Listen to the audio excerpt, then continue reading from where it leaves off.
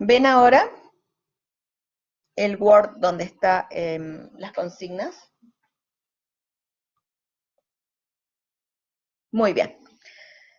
Entonces, es el trabajo práctico número 4, análisis de un edificio destinado a vivienda bajo acción sí. Vamos a considerar el edificio de 3 niveles, lo vamos a estructurar con pórticos dúctiles de hormigón armado, según las dos direcciones principales del edificio. Ahí tienen que elegir alguno de los dos planos subidos a la plataforma o cualquier otro si alguien más quiere. Y ahora no vamos a elegir nada porque vamos a ver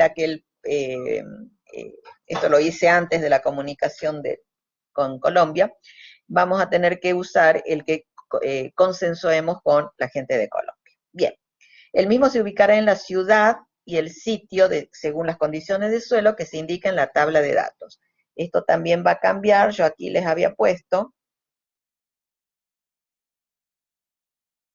a ver dónde está, para cada grupo una ciudad donde van a ubicar el edificio y las características de suelo a través del parámetro BS30.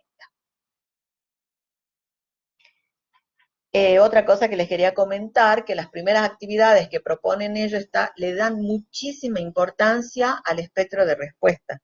Tal es así que destinaron cerca de 3 sesiones para el espectro de respuesta. Para mí es mucho, aparte nosotros ya lo hemos visto, pero por lo menos para ejercitar y todo lo demás. O sea, el espectro de respuesta allí le da muchísima importancia.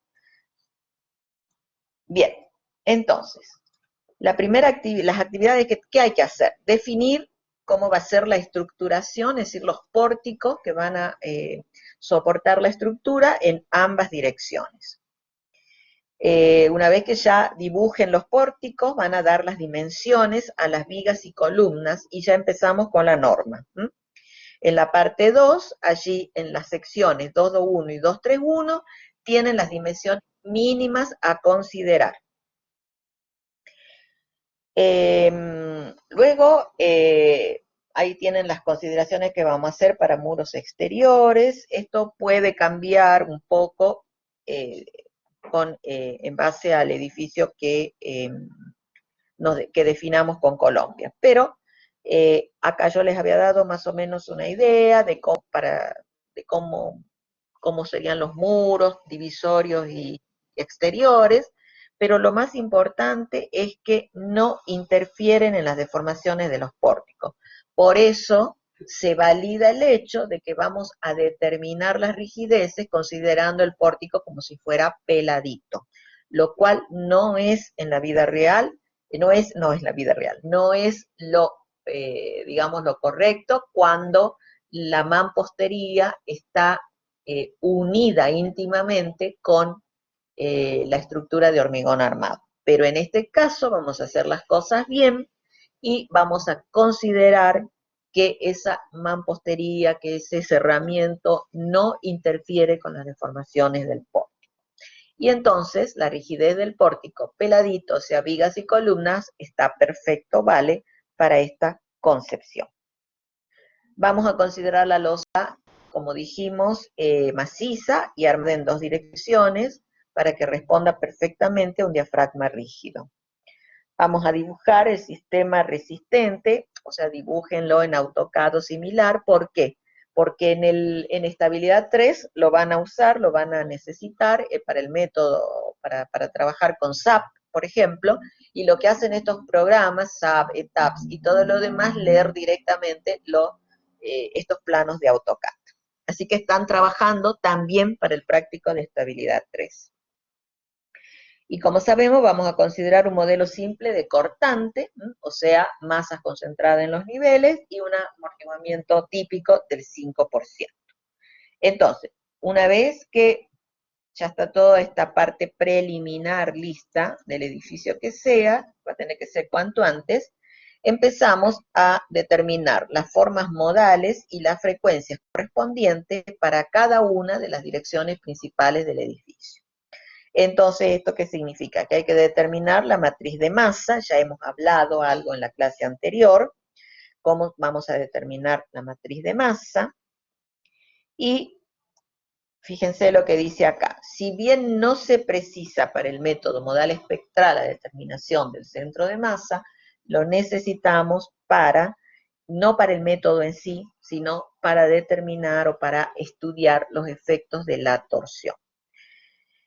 Vamos a ver que en la norma dice que cuando se usa el método modal espectral mínimamente se deben considerar 3 grados de libertad. 2 desplazamientos, uno por cada dirección principal, que es lo que vamos a hacer nosotros, y un giro. Como no tenemos ese giro en nuestro práctico, no lo vamos a considerar, entonces lo que es giro, todo aquello que está aportando la torsión del edificio, lo vamos a tratar separadamente, que lo permite la norma. Entonces, primero hay que hacer la matriz de masa y determinar el centro de masa. Y luego la matriz de rigidez y determinar el centro de rigidez. Esto lo vamos a ir viendo poco a poco, no es que ya lo van a hacer todos, sino por ahora es preparar el edificio, calcular las masas, y ni siquiera por ahora porque les he dicho que por favor se decidan esta semana, cosa que lo más pronto posible yo les esté mandando el plano para que comiencen a trabajar. Y aquí está en el esquemita de la figura A, hay un edificio de 3 niveles, y 1, 2 y 3, cómo se toman, se acuerdan que con respecto a cada nivel, todas las masas por encima y por debajo hasta una altura igual a la mitad del nivel. Entonces, lo verde sería uno, lo amarillo otro y lo gris otro. Eso en cuanto a altura. Y luego tenemos allí en la figura B una planta simplificada también, y ahí hay 4 elementos, 1, 2, 3 muros o algún elemento resistente o lo que sea, y toda la losa la voy a llamar elemento 4. Los puntitos negros significan los baricentros de cada uno de esos elementos. Bien, entonces, ustedes saben ya, lo conocen, cómo determinar el centro de masa de sistemas mecánicos. Y acá tienen, eso lo vimos en la estabilidad 1, creo, en geometría de masa, ¿se acuerdan? Que sacábamos centro de baricentro, centros de masa. Entonces, la coordenada XG, o sea, el centro de masa de todo el nivel, va a ser igual a la sumatoria de 1 a n, o sea, del número de 1 hasta el enésimo elemento, de el peso P sub i de ese elemento por la coordenada xy de ese elemento, sobre la sumatoria de todas las masas, o de todos los pesos. Y lo mismo para la coordenada y. Entonces, es el centro de masa, pero yo estoy poniendo acá pesos. Ustedes saben que la relación entre masa y peso es una constante, la constante de gravedad. Pero como está en el numerador y en el denominador, se va a simplificar, por lo cual me quedan directamente los pesos. ¿Y qué es lo más directo de calcular? Porque tengo los valores de los pesos específicos o peso unitario en normas para determinar, para que se no necesitan, está todo tabulado allí. Entonces, en este caso sería, esto es no es que sea un modelo que tienen que seguir, es una propuesta básica mínima de ordenamiento de los datos para hacer los cálculos. Cada grupo, cada uno de ustedes lo ordenará en base a su propia manera de trabajar. Entonces, por ejemplo, una columna para donde estén todos los elementos, muros.